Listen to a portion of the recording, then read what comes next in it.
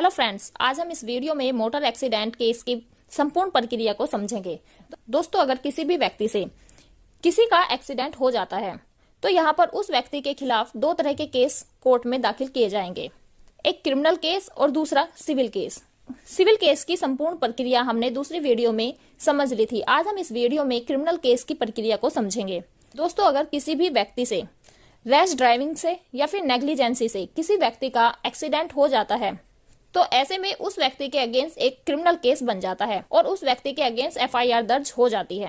अब दोस्तों, सवाल ये आता है कि एफआईआर दर्ज कौन कराएगा। दोस्तों, यहाँ पर एफआईआर वह व्यक्ति भी करा सकता है जिस व्यक्ति का एक्सीडेंट हुआ है, या फिर जिस स्थान पर एक्सीडेंट हुआ है उस स्थान पर अगर कोई ऐसा व्यक्ति था जिसने पूरी घटना को होते हुए देखा है, वहां पर वह व्यक्ति भी एफआईआर दर्ज करा सकता है।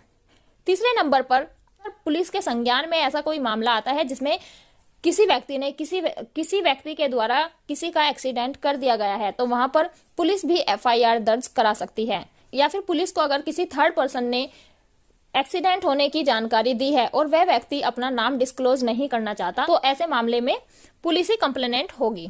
अब अगर किसी व्यक्ति की नेग्लिजेंसी से या फिर रैश ड्राइविंग से किसी व्यक्ति का एक्सीडेंट हो जाता है तो ऐसे में उस व्यक्ति के ऊपर कौन कौन सी धारा लगेगी, ये हम समझ लेते हैं।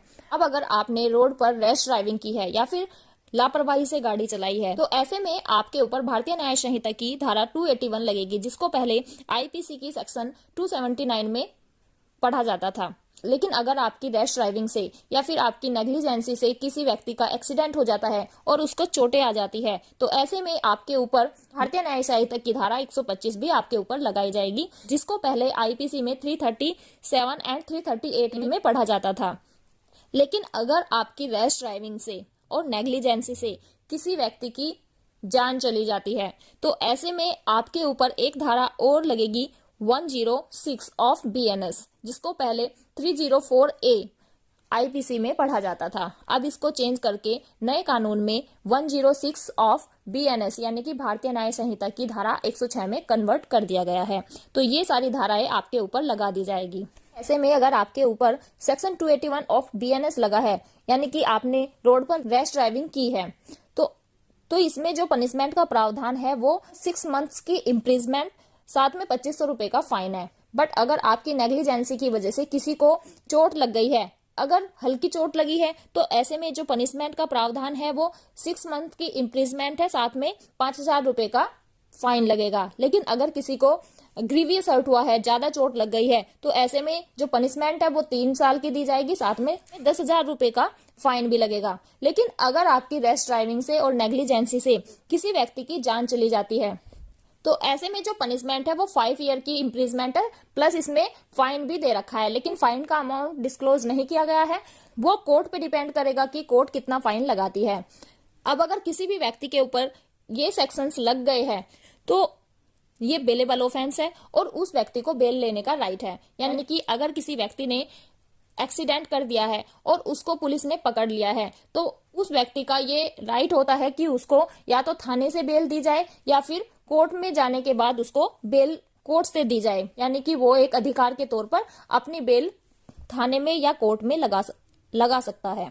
अगर उस व्यक्ति के पास में लाइसेंस नहीं है तो ऐसे में उस व्यक्ति के ऊपर एमएसटी की धारा 180 और 181 भी लगा दी जाएगी। लेकिन अगर वह व्यक्ति जिसने एक्सीडेंट किया है वह नशे की हालत में पाया गया है तो ऐसे में उस व्यक्ति के ऊपर 185 ऑफ एमएसटी भी लग जाएगी। एक्सीडेंट हो जाने के बाद पुलिस वाले उस व्हीकल को सीज कर लेंगे जिससे एक्सीडेंट हुआ है। अब उस व्हीकल को पुलिस वालों से छुटाने के लिए जो एक्यूज्ड है उसको कोर्ट में जाकर के एक सुपरदारी की एप्लीकेशन लगानी होती है। अगर सुपरदारी की एप्लीकेशन को जज साहब अलाउ कर देते हैं तो उसके बाद उस व्यक्ति का वो व्हीकल थाने से छूट जाता है। लेकिन अगर जज साहब ने वेरिफिकेशन के लिए या किसी अदर रीजन से उस एप्लीकेशन को अलाउ नहीं किया है तो तब तक जब तक कि वो एप्लीकेशन अलाउ नहीं होगी तब तक वो व्यक्ति अपना व्हीकल नहीं ले सकता। यानी कि वो व्हीकल तब तक थाने में ही सीज रहेगा। अब यहाँ से उस व्यक्ति के ऊपर क्रिमिनल केस स्टार्ट हो जाएगा, यानी कि जो भी क्रिमिनल केस की प्रोसीडिंग होती है सेम वही प्रोसीडिंग इस केस में भी फॉलो की जाएगी। अगर आपको क्रिमिनल केस की कंप्लीट प्रोसीडिंग जाननी है तो हमारे चैनल पर कंप्लीट क्रिमिनल केस प्रोसीडिंग की वीडियो अवेलेबल है, आप उसको जाकर के देख सकते हैं और अपने केस में होने वाले हर एक स्टेप को अच्छे से समझ सकते हैं। आई होप आपने ये वीडियो एंजॉय की होगी। Thank you.